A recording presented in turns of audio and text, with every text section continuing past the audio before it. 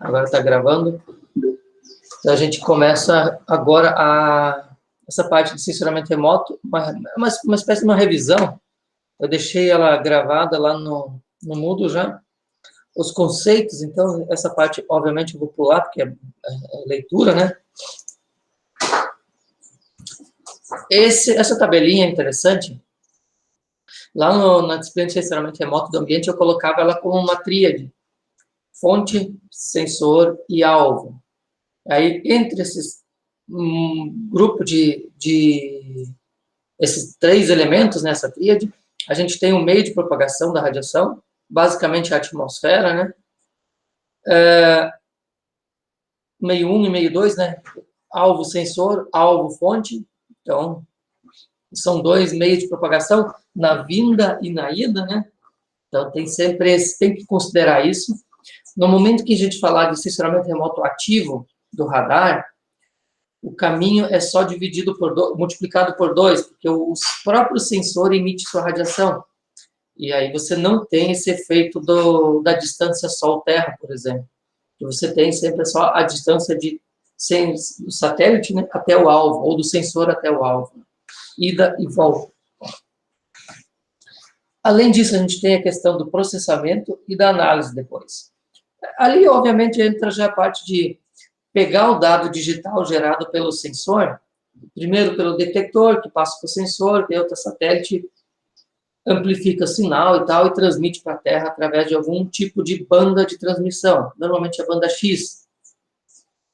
Esse dado, então, é recepcionado e pré-processado lá para transformar aquela radiância quantificada em uma unidade adimensional ou dimensional em nível de cinza, tá? E aí a análise começa a partir desse momento. Aí se gera a imagem, aí deixa ela com o pixel quadradinho, e assim por diante. Mas até então não tem nada disso.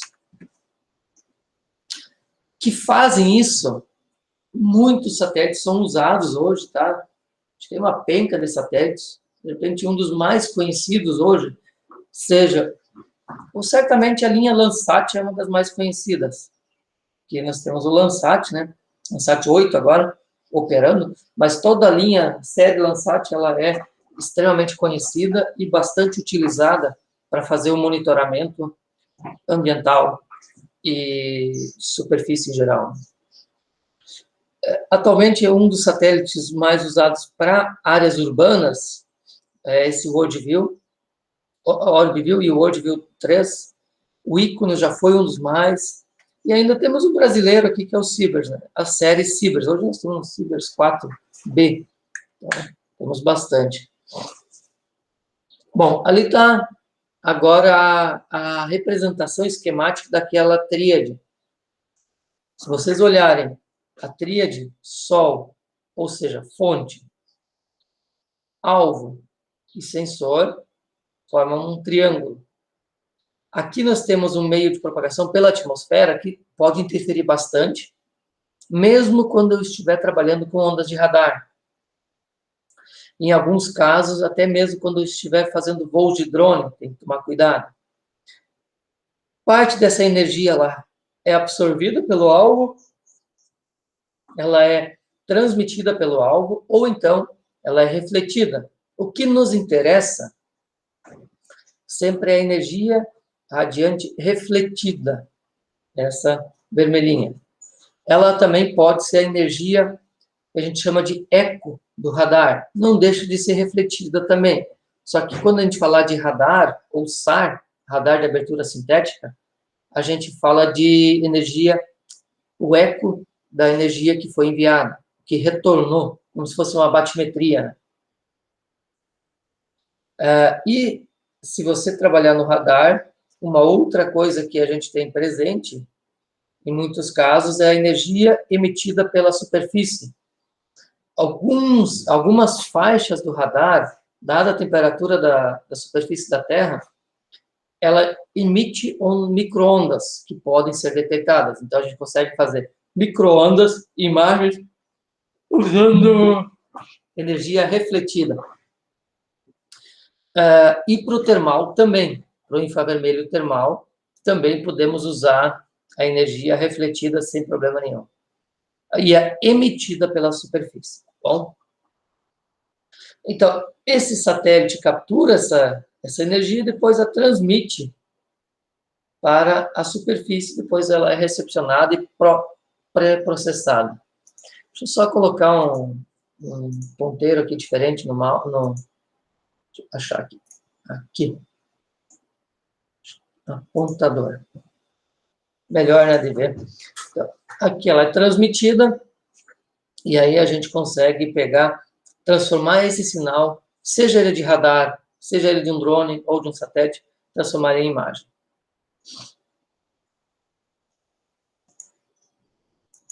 Aqui. Tá bom? Os conceitos de ondas e micro-ondas, eles todos são iguais, a gente tem sempre trabalhando com um campo elétrico magnético se propagando ortogonalmente entre si. O que muda para a região do radar ou do SAR? A quantidade de energia transportada. Uma onda do radar, lá de 1 metro ou 5 centímetros, por exemplo, ela vai carregar mais energia ou menos energia do que uma onda do visível? Menos energia? Menos, né? Por que seria, hein, pessoal? Opa. Porque o comprimento de onda é maior, então a frequência reduz? Exato. Isso. Está relacionado, no fundo, com a equação de Planck. A equação de Planck, uma das componentes que você entra lá dentro é a frequência, ou o comprimento de onda, mas a frequência é mais usual. A frequência do visível é extremamente alta, né?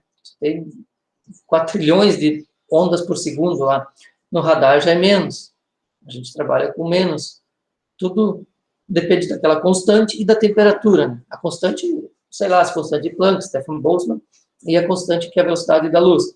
Então, o que muda? A faixa do espectro eletromagnético, quanto menor o comprimento de onda, mais energia, isso é clássico, né? E a temperatura do alvo, quanto mais quente, mais ele emite em comprimentos de onda menores. O pico de emissão dele tende a se reduzir, tá bom? Bom, e aí a gente vem para o nosso contexto do radar. Sistemas ativos e sistemas passivos. Então, o radar é nesse sentido, né? Ele mesmo tem algumas espécies, são alguns prismas que oscilam e geram essa energia que é emitida pelo satélite, ou pelo sensor que emite, né? Pelo gerador de ondas lá. Isso tem umas especificações de engenharia disso. Ele interage com a Terra e o eco retorna para ele. Então, ele emite e captura. No sensoramento remoto passivo, não. Você precisa necessariamente de uma fonte externa. Nessa disciplina de radar, LiDAR e drones, o radar e o LiDAR, eles se enquadram nesse segundo item aqui. Eles emitem os pulsos de energia, pulso de radiação eletromagnética, e capturam o eco. Já o drone, normalmente, o drone é imaginador clássico, tá? Existem drones que carregam radares hoje, existem drones que carregam LiDAR. Então, não dá para generalizar. Mas, em geral, o drone carrega imagens clássicas que captura luz refletida, e essa luz normalmente vem do Sol. Tá bom? Então, usualmente o drone é passivo. Aquilo que nós falávamos da quantidade de energia, está aqui. Aqui a constante e comprimento de onda. Se você inverter essas equações, você vai ver que quanto maior a frequência, menor o comprimento de onda, mais energia ele vai carregar. Até esses raios gama e os raios cósmicos depois. Mas o radar está aqui em cima. As bandas que a gente vai chamar de 1 centímetro, 0,1 centímetro, até mais ou menos 1 metro vai o radar, tá? Essa é a faixa clássica do radar. De 1 centímetro a 1 metro. Tá bom? Nós temos o infravermelho termal. Também pode ser usado, mas a gente não tem nenhuma disciplina que foca nele, tá bom? Bom, tá aí.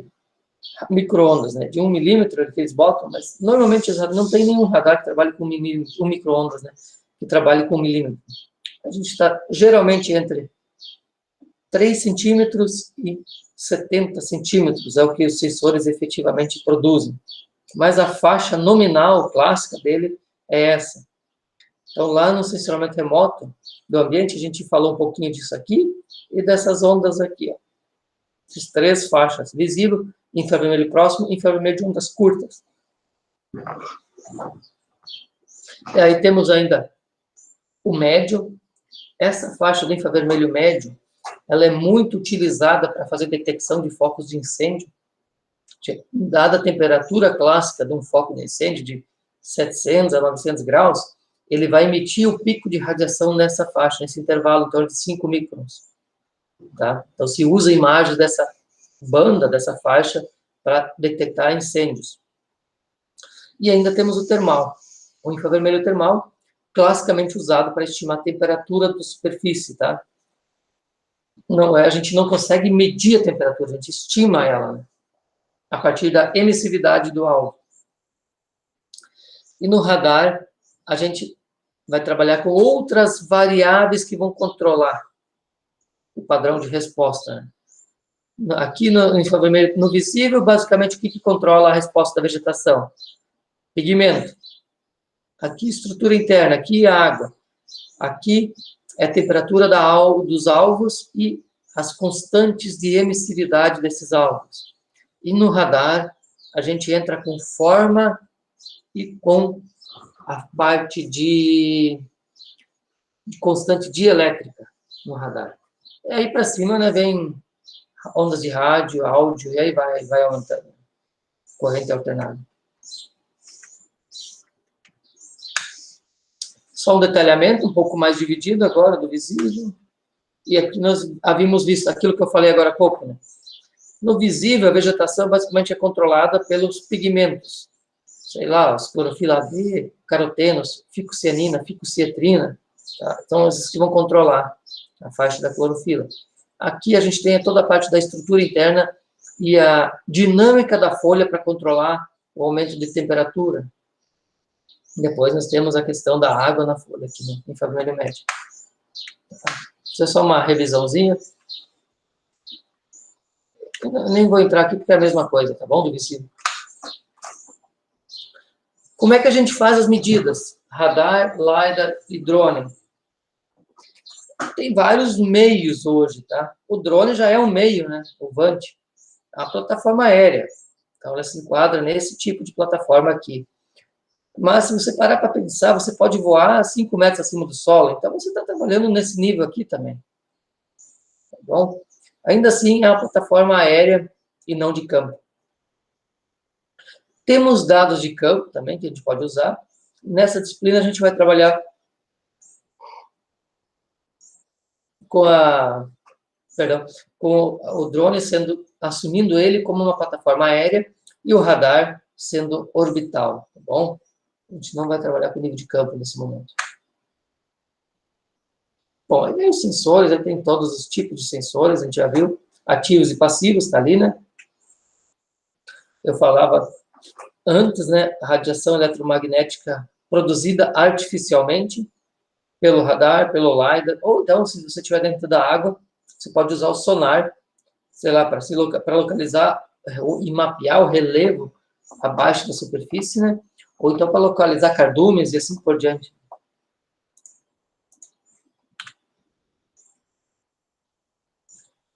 Produtos.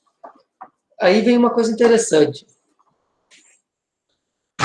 Quase todos os nossos produtos, eles são produtos de imagem. Tá? O dado de drone é uma imagem. O dado de radar é uma imagem. Qualquer outro sistema aéreo, normalmente é imagem. O LiDAR é uma nuvem de pontos. Tá? Eu vou abrir agora para vocês verem. Vocês já devem ter visto. Deixa eu só abrir aqui uma janela do Agisoft.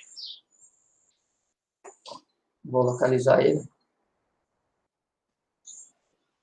Vocês estão vendo o programa Agisoft agora aberto? Um software aí?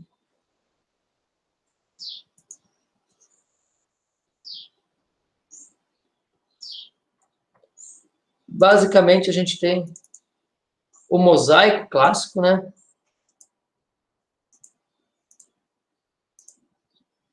Temos o mosaico clássico, que junta várias fotografias. Está aqui os recortes das fotografias, de onde é que vieram, né?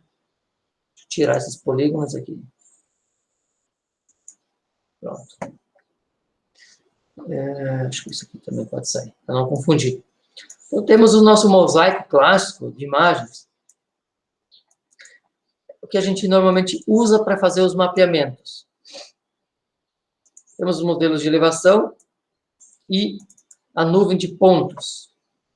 Essa nuvem de pontos é o que a gente usa no laser, por exemplo, uma coisa muito semelhante. A única diferença, ou a grande diferença, na verdade, do laser imagador, que ele consegue penetrar melhor os dosséis. Se vocês olharem embaixo dessas árvores, tem poucos pontos. Então, esse é um produto que é um ponto. Na verdade, é um X, um Y e um Z.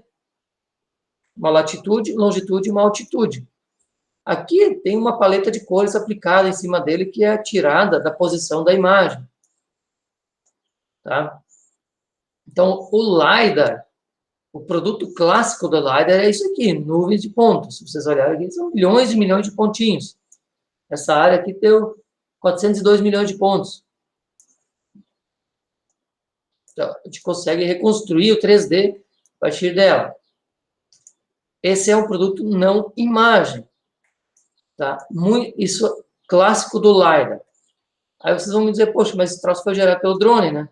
Então, o drone, ele pode gerar, então, produtos imagedores e produtos pontuais.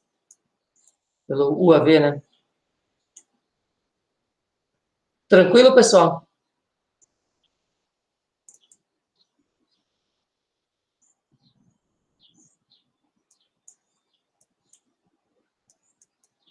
Deixa eu achar uma floresta aqui. Aqui, vamos ver o 3D dela.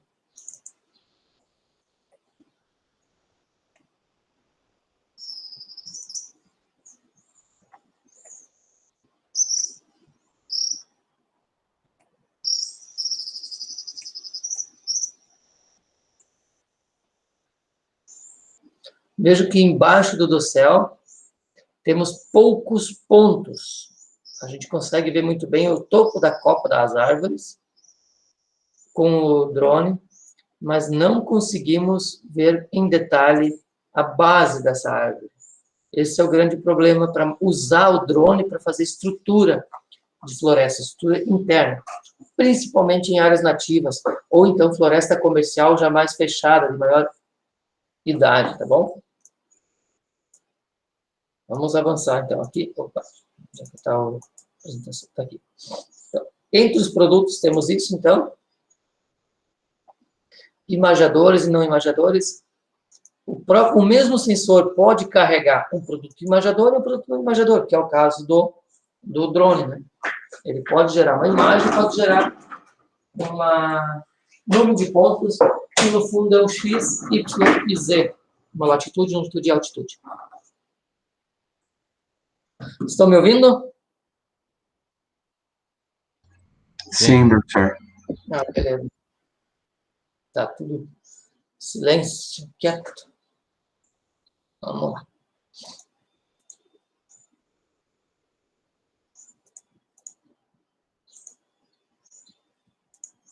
Aqui. Pronto. Deixa eu pegar o apontador de novo.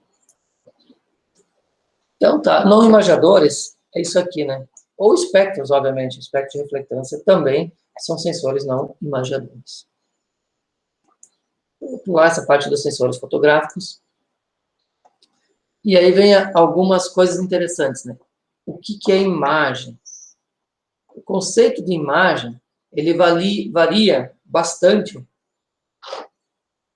principalmente quando a gente falar de resoluções. No radar, não faz muito sentido a gente falar de resolução espectral. Tá? Uma imagem como sendo a média quantitativa da energia refletida para um determinado espaço e um determinado tempo, é o conceito geral, tá? mas ela muda muito as características em função da faixa do espectro eletromagnético na qual estou trabalhando. Como é que a gente chama as resoluções lá no sensoramento remoto? Quais são os tipos de resoluções, hein, pessoal? Recordam? Mais ou menos, professor. Vamos lá, vamos tentar lembrar. Vamos deixar um pouco com vocês, para vocês interagirem. Se puderem abrir as câmeras, é melhor. Obviamente, se não estiverem desnudos, né?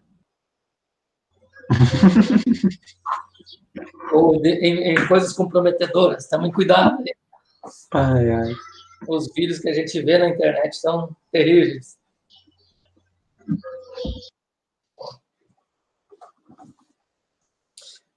Tentem lembrar, então, quais são as resoluções aí. Resolução temporal, resolução espectral, resolução radiométrica. Exatamente. Espacial. E a espacial, né? Então, vamos para algumas características aqui dessas imagens, então. Vou dar uma revisada nisso. A imagem, ela se caracteriza por uma estrutura e pelas resoluções. Aqui está a estrutura clássica de uma imagem fornecida por sensores ópticos, por sensores que capturam a energia refletida. Tá? Então, a estrutura que é comercializada, que é vendida para a gente, quando a gente pega a imagem em si, ela tem esse padrão, X, Y, e um valor Z, que representa basicamente o nível de cinza. Tá? Então, você tem tons de cinza para cada banda, ou para cada imagem, que representam algumas coisas. Pode ser, por exemplo, quantidade de energia refletida. Quanto mais claro, a convenção é essa, né? O preto absoluto, a cor zero, assume-se a tonalidade preta, ou tons escuros, né? Quanto mais claro, assume-se tons claros. Essa é a sequência lógica que representa a quantidade de energia. Quanto mais energia, mais claro vai ser o pixel, até chegar na saturação. Tá? Aqui temos o exemplo de uma imagem de 8 bits, que saturou um outro pixel aí no meio. Deve ter um pixel saturado, 2 aí. Tá? Para a imagem de verdade, se vocês forem interpretar a imagem, vocês têm que tomar bastante cuidado. Primeiro que o pixel não é desse jeito quadradinho. Normalmente ele é redondo, ou meio ovalado, tá? Ele é projetado com uma certa inclinação. Imagine uma elipse projetada de lado. Então, esse é o pixel óptico, refletido, a radiação refletida no visível, infravermelho clássico. E aí as resoluções, por exemplo, a resolução espacial, espectral, radiométrica e temporal não, mas as outras três, elas estão intrinsecamente relacionadas uma com a outra. Existe a gente chama de relação de compromisso entre as resoluções. Essa pergunta eu vou deixar lá no Moodle para vocês responderem na forma dissertativa. Vocês vão descrever ela em 2, 3 páginas.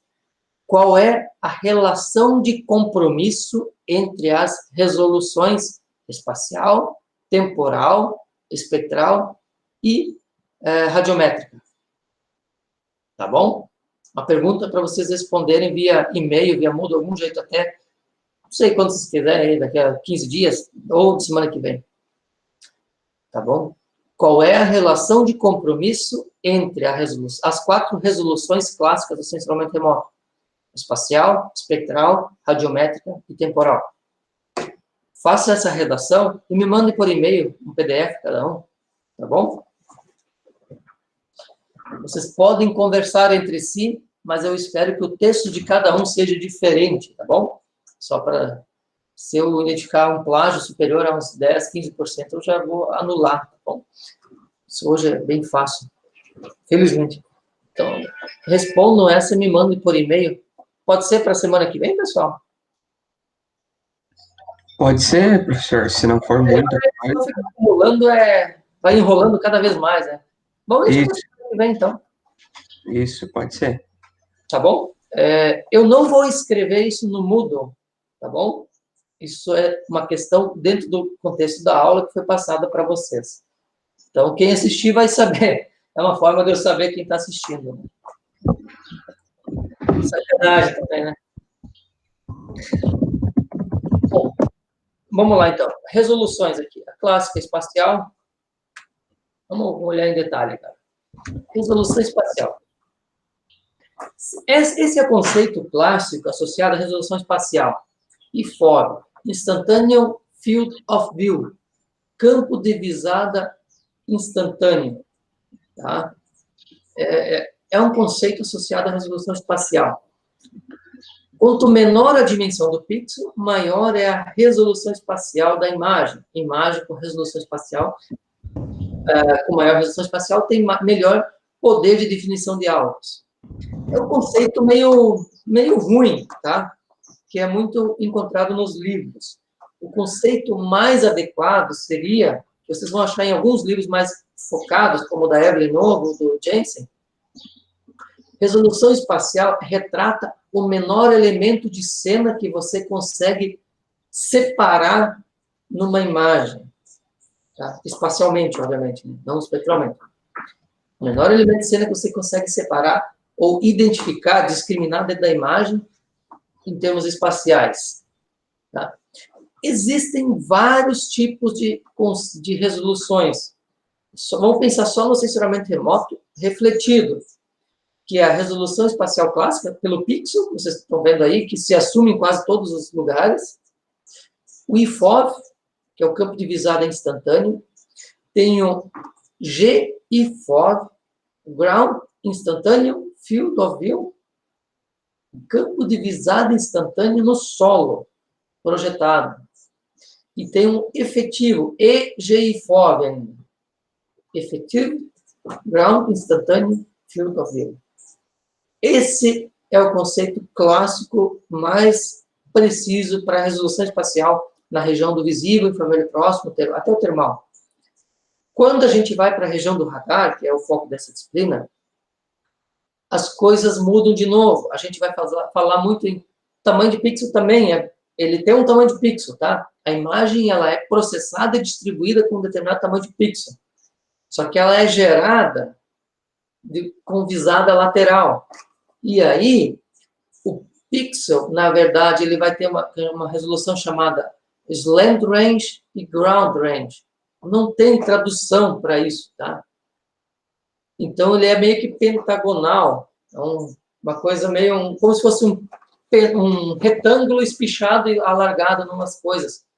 Imagine um retângulo projetado olhando para o lado, assim. Depois a gente faz o desenho, vai ter os exemplos. Né? Esses são conceitos lá do radar. Já muda de novo, tá? Então, essa disciplina tem esse contexto, de tentar alertar vocês para que tem, tá? De quais são as coisas mais precisas e como que é a coisa. Né?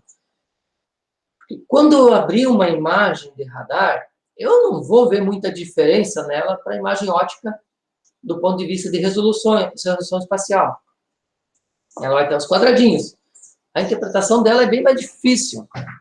Eu não tenho nesse computador, vou abrir ele no outro. Só minimizar aqui algumas coisas. Snap. Está abrindo. Vocês estão vendo a tela do outro computador?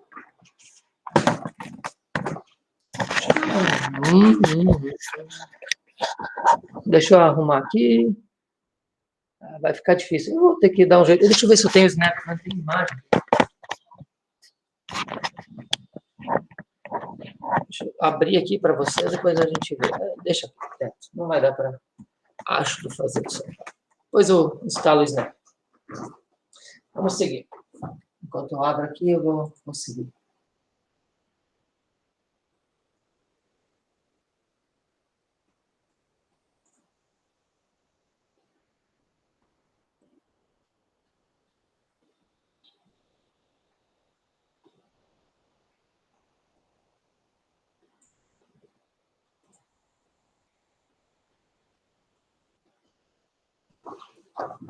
Está desenhando a imagem, ela é extremamente pesada e difícil de tratar. Imagem de radar. Então, vamos lá, vamos voltar para os conceitos. Os conceitos de radar, então, eles são um pouco diferentes. No radar, por exemplo, você não vai falar que refletiu. Ok, teve o eco. Eu tenho coeficiente de repicamento, eco, esse tipo de termo que se usa com quem fala de radar. Lá não tem absorção e reflectância, a gente tem absorção definidas, né? Absorção e reflectância definidas por pigmento. Lá tem pela água, pelo constante dielétrica. E a água é um dos principais elementos que modifica a constante dielétrica dos alvos. Quando vocês forem trabalhar com radar, tem que ter muito cuidado. Se chover um dia, 2 antes, muda bastante. Vamos seguir aqui. Então, aqui uns exemplos de resoluções espaciais clássicas de alguns sensores refletivos.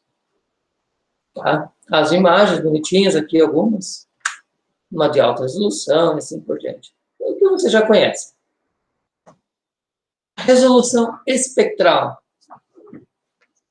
Como é que a gente chama isso lá em sensoramento remoto refletido? Normalmente a gente chama canais, não é bandos ali, está trocado o texto, é bandas. Aqui é bandas. Perdão, deixa eu dar um S que já vou corrigir. Mas fica para o ano que vem essa porcaria de novo. Bandas, tá bom? Perdão aí pelo meu equívoco.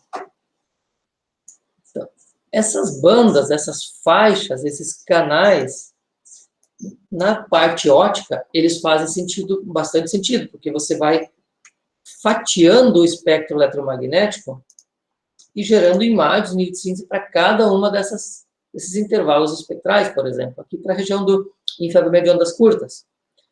Para o radar, isso não faz muito sentido, porque a gente trabalha com um único comprimento de onda, não é uma banda. Por exemplo, 5,3 centímetros, é extremamente colimado e fixo, né? Então, a imagem toda é gerada em 5,3 centímetros. No radar, o que a gente tem são as polarizações da onda. Onda polarizada ou não, se ela é polarizada, vertical, horizontal, tanto na ida quanto na vinda. Ainda tem as polarizações circulares, aí você gera... Então, tem a polarização no radar e tem a fase da onda. São outros parâmetros que a gente passa a observar dentro do radar.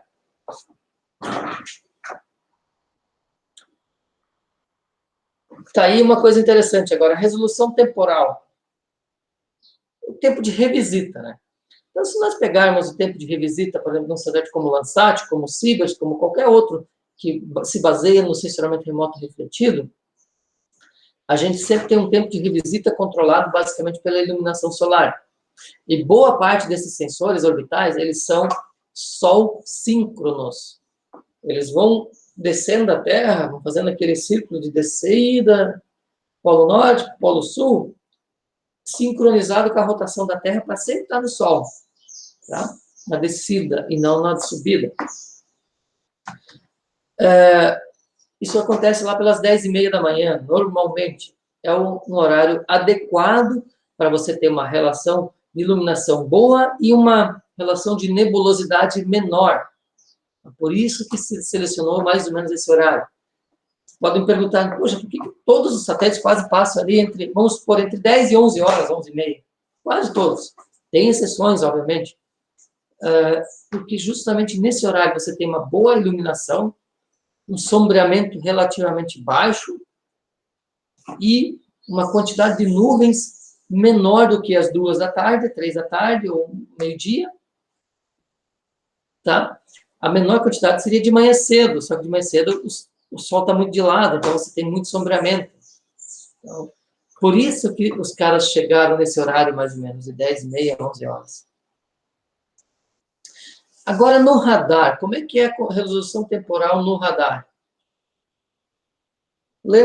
Façam essa análise, pessoal. Tentem me explicar. É a mesma coisa? Sol síncrono, por exemplo? Em Vinícius? No radar, professor? Isso. Como é que seria a resolução temporal no radar? Ela também tem que passar de 10h30 da manhã, mais ou menos? Só uma pergunta. Estou provocando. Não faz diferença. Oi? No caso do radar, acho que não faz diferença. A iluminação. Justamente porque ele emite a radiação dele, exato? Está correto? A resolução temporal, ela é controlada basicamente pela velocidade dele, né? Então, quanto mais rápido, claro, tem altura e tal, mas um radar de uma altura fixa, quanto mais rápido ele voar, mais ele vai conseguir fazer voltas ao redor da Terra, mais imagem gerar. Mas ele tem uma vantagem, por exemplo, que no sensoramento remoto refletido, nós não tem. A gente tem que esperar o sol. O radar não, ele pode fazer imagem na descida e na subida, no escuro também.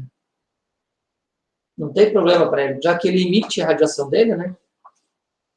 Você, entre aspas, dobra a quantidade, o potencial de aquisição de imagens.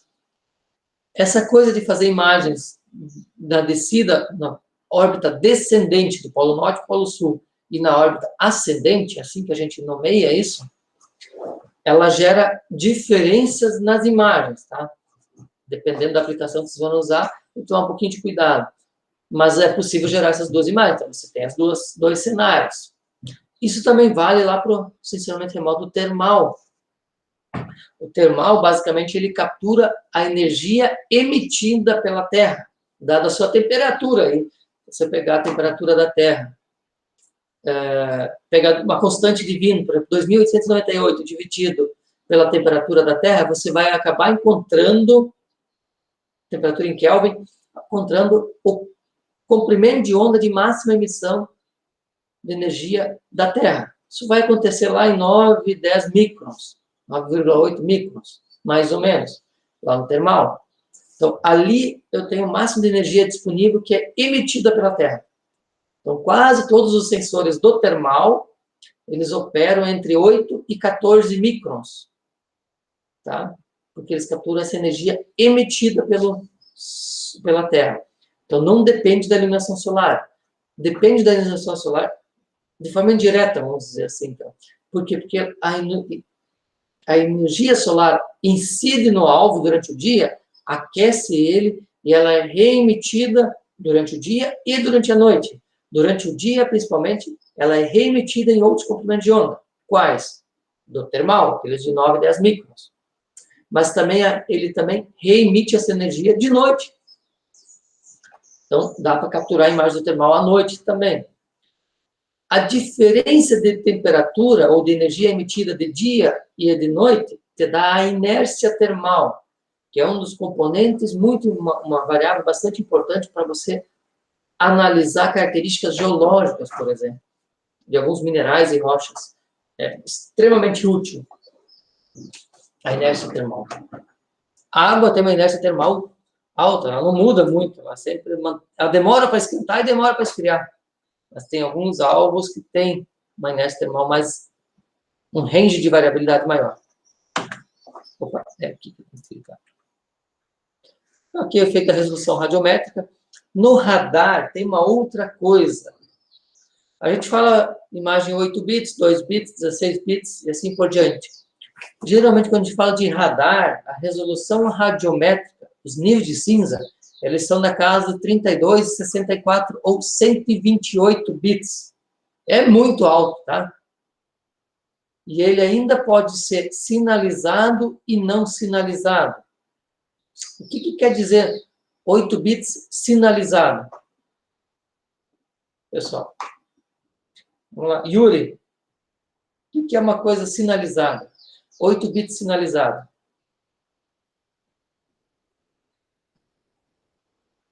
Quer dizer que ele pode começar de menos 128 a mais 128, ou menos 255 a mais 255. O sinalizado, ele vai do positivo e do negativo. No radar, essas coisas começam a fazer sentido, tá? Outra coisa muito diferente no radar. Como é que vocês escrevem o nível de cinza no visível? Por exemplo, uma imagem com nível de cinza 7. É o 7. No radar, quando a gente trabalha com polarização e com fase, é 7 mais 2y, por exemplo. Você está trabalhando com a fase. A segunda componente é a fase da onda. Então, você não trabalha com a matemática em cima do número normal. É em cima do número... Matemática em cima de números complexos. Que eles são uma junção de números. Então, não é qualquer software que vai abrir esse troço, tá? Não é qualquer programa. São muito mais restritivos. Bom, no radar, a gente trabalha com número complexo. Não sempre, mas em muitos casos. E aqui nós temos um sensor atual que ainda é usado, o mais clássico do radar é o radar SAT, tá bom?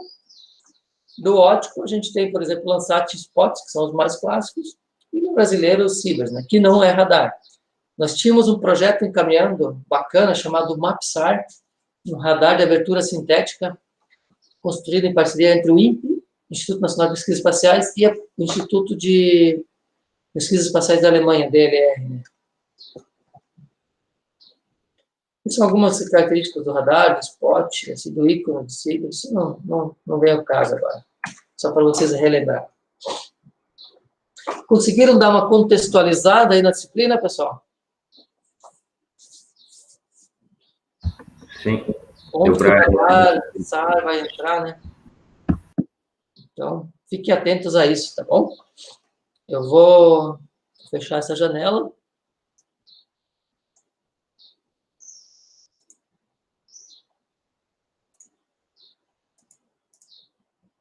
Deixa eu só ver qual que é a próxima.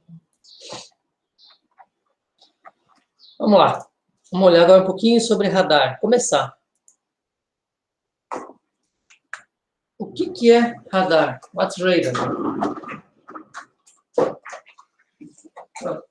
Encher o chimarrão e voltar. Radar é um acronismo, né? A gente está falando de radar, coisas desse tamanho aqui.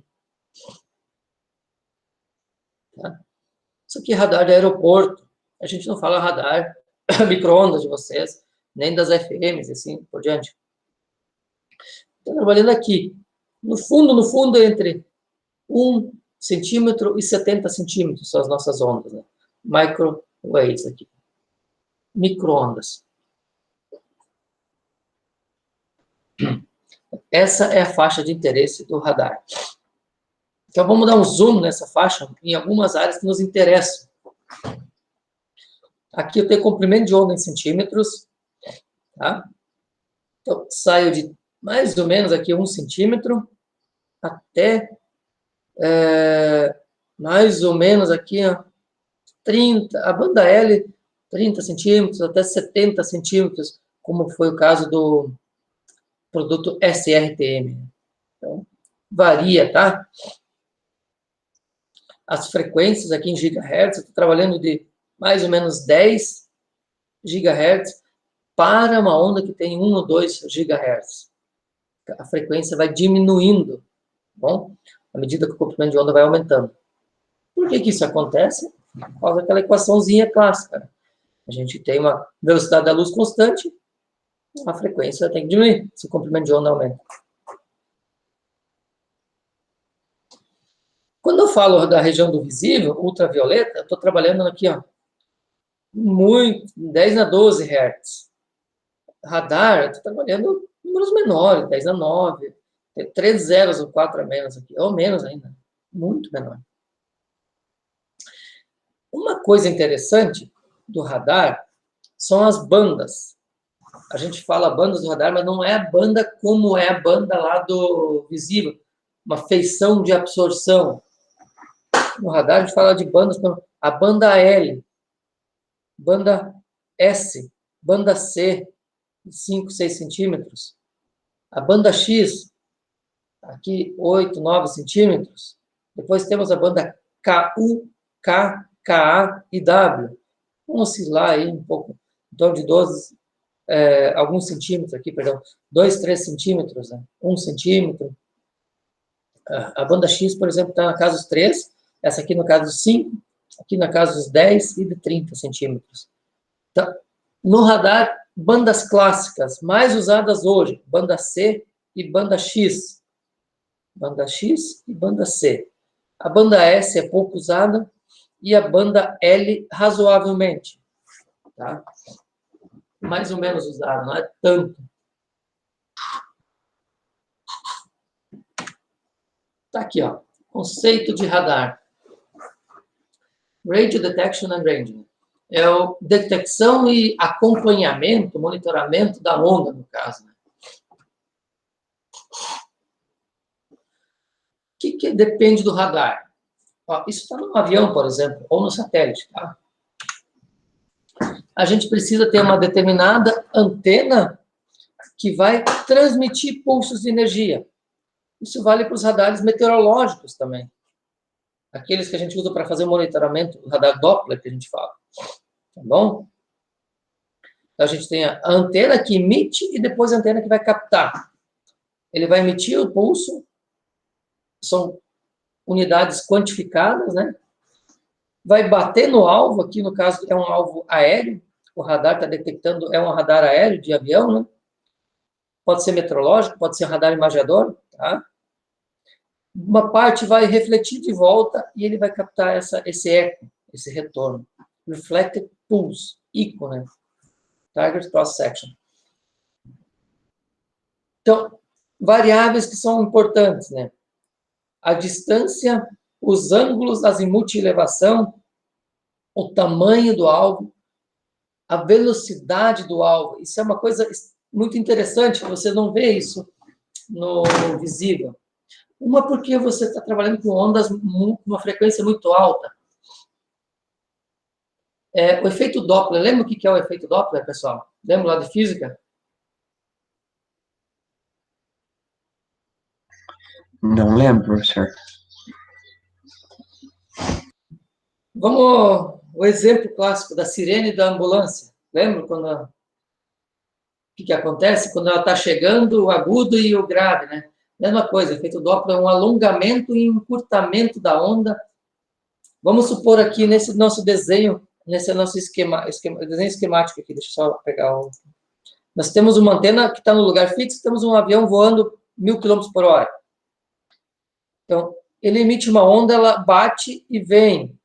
O que está acontecendo com a onda? Que o avião está vindo nessa direção.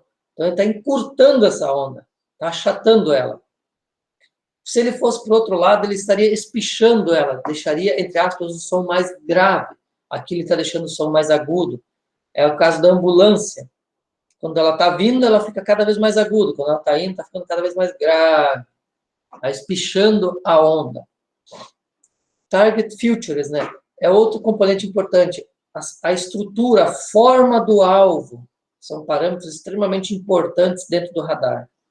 Constante de elétrica, estrutura, as formas. Por isso que o radar, por um bom tempo, ele foi tido como uma salvação para monitorar a Amazônia. E pode ser, tá? Por quê? Porque a gente imaginava que você conseguisse ver de forma clara a floresta em pé, onde os troncos estão nesse sentido, em pé, ou deitados, a floresta sem troncos deitados. Tem diferença em função das polarizações. Só que na prática isso não é tão bonitinho, tá bom? Aqui um exemplo de um avião. Você tem a antena e os sensores acoplados nessa aeronave. Você coloca embaixo a antena que vai emitir e captar depois, em diferentes posições, esse eco que voltou, né?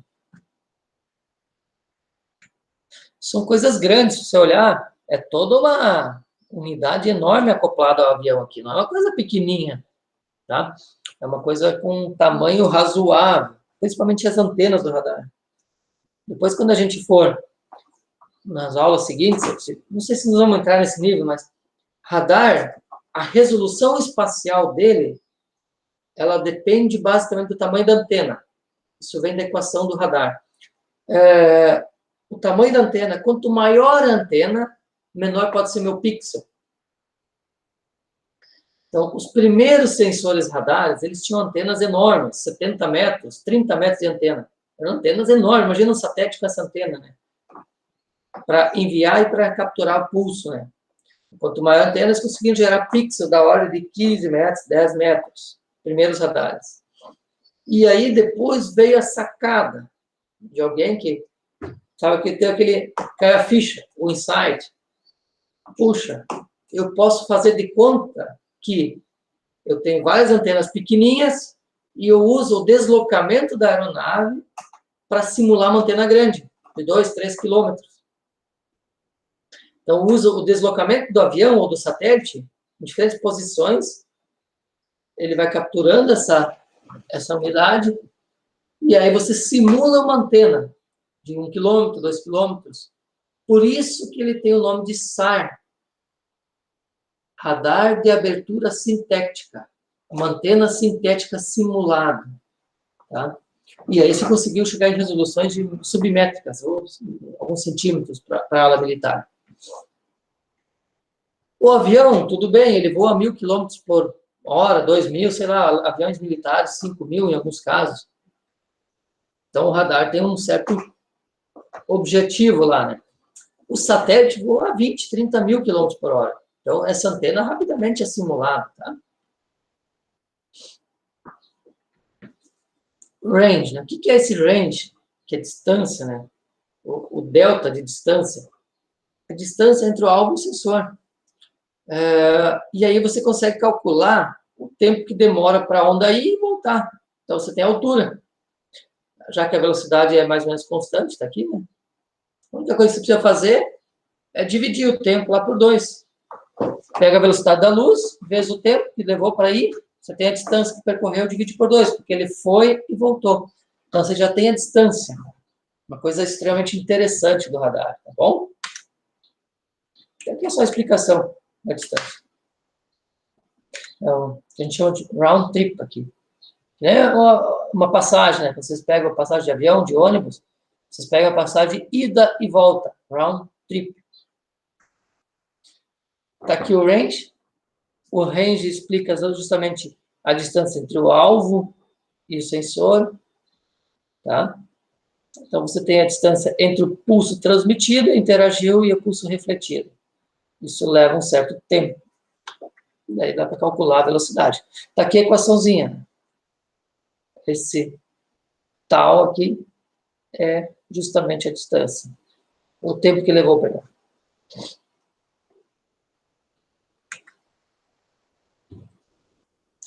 O que acontece com o radar, dependendo do tipo de sensor radar imagiador que a gente usa, ele sofre, no visível, a gente sofre com algumas coisas. Se vocês forem olhar, na região do visível, infravermelho próximo, até o termal, a gente sofre muito com o quê, né? Cobertura de nuvem, CO2, vapor d'água, ozônio, esses elementos, poeira, aerossóis em geral, que interferem bastante na imagem. Para resolver esse problema, o que a gente faz? A correção atmosférica. No radar, em tese, e uma das grandes propagandas do radar é essa, é que ele não sofre interferência de nuvens. Ele trabalha com ondas maiores que conseguem passar a nuvem. Ok? Isso é verdade e não é verdade, dependendo da banda do radar com a qual você vai operar.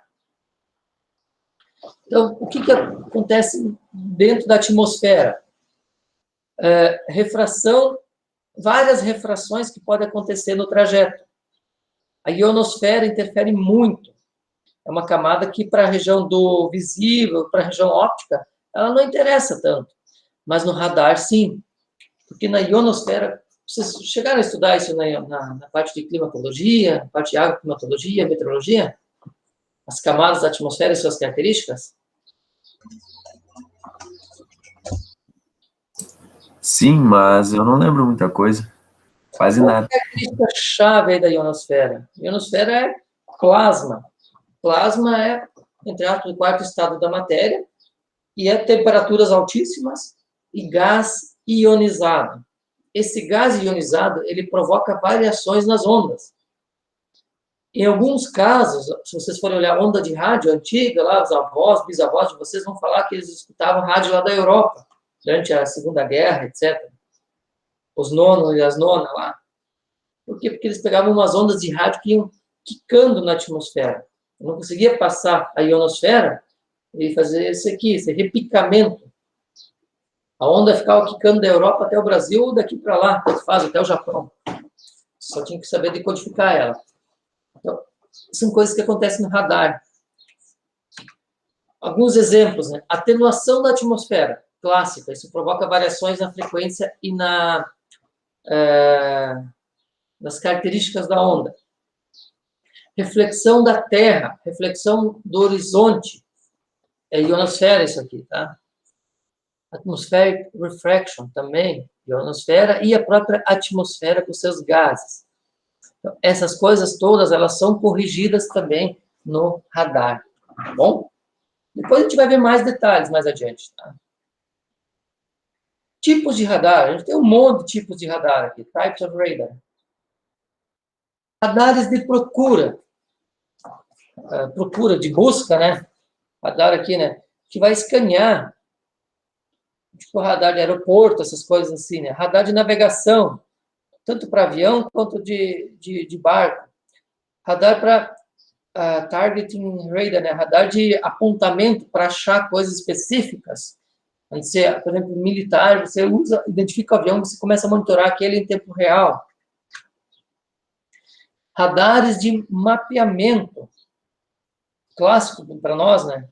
Esse é o nosso caso, tá bom? Nós poderíamos também falar isso aqui, né? Radar vestível, variable, né? De meteorologia, já tivemos alguns, e controle aéreo. São os grandes grupos de radar. Né? Weather radars, e aí vai. E tem um monte de tipo de radar, mas o que é interessante quando vocês olham para o radar? Basicamente, ele não depende da ala civil. Hoje está mudando. O radar sempre é uma tecnologia muito militar. No Brasil, nós não temos tecnologia para desenvolver radares ainda. Existe uma iniciativa de uma joint venture entre a Embraer e o Instituto Tecnológico da Aeronáutica e algumas empresas locais para desenvolver o primeiro radar de controle aéreo. Mas de imageamento, nós não temos nenhum no Brasil, por exemplo. Imageamento, por exemplo, botar a bordo de satélite. É uma tecnologia que nós não dominamos. E nós também estamos extremamente dependentes dos outros, porque a gente não consegue comprar. Essas coisas têm um foco militar muito forte. Você consegue ver. Então, é complicado o radar.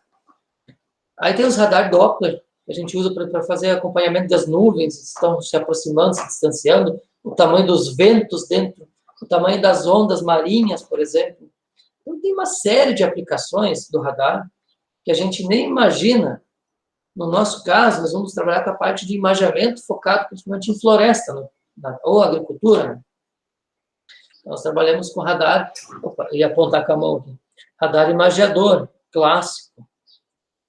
Essa é uma aplicação, radar de imageamento. Tudo bem, pessoal? Deu para ter uma ideia inicial do que é esse radar? Sim, deu para entender. Eu vou procurar um PDF, alguma coisa, para colocar junto com essa aula. Vou botar essa apresentação de agora em um PDF, para vocês lerem um pouquinho, é importante. Né? E aí, semana que vem, nós vamos falar, por exemplo, do radar SAT, mas aí tem todo um histórico do radar aqui junto, que a gente vai abordar. As características e tal. Algumas imagens de radar, outros problemas associados agora com o imageamento em si. Isso aqui é a aula para a semana que vem, para a gente não ficar muito tempo hoje também, é muito cansativo, tá bom? Então, perguntas, dúvidas, reclamações, votos de apoio para o Inter? Nada? Ô, professor, eu esqueci qual que é o que a gente tem que fazer mesmo para semana que vem. A pergunta é, qual é a relação de compromisso entre as resoluções do censuramento remoto? Ah, tá. Beleza.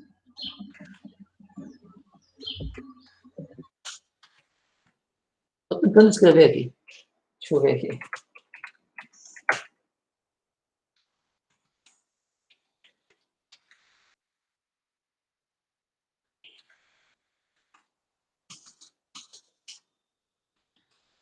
Vocês vão focar no refletido, tá? Vou botar aqui visível. Vou botar aqui no... Vou botar as abreviações que vocês já vão pegando. Dormir e suir. Tire. Entregar dia... Deixa eu ver que dia que é. Dia 16. 16 do 11 2020. E-mail breuno@ufsm.br.